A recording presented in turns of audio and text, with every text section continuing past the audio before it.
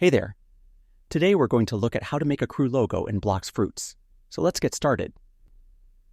First, open Google and go to the Roblox website.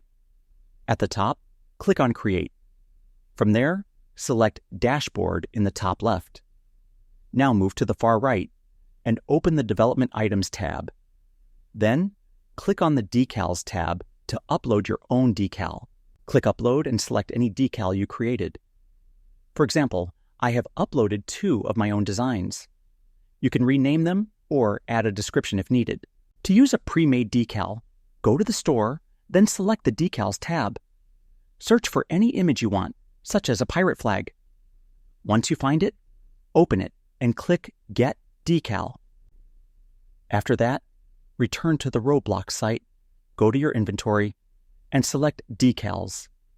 Pick the decal you want, copy its link from the top, and paste it into the crew logo section in Roblox. Click Create, and your new logo will be applied. And that wraps it up. Appreciate you watching. See you in the next one.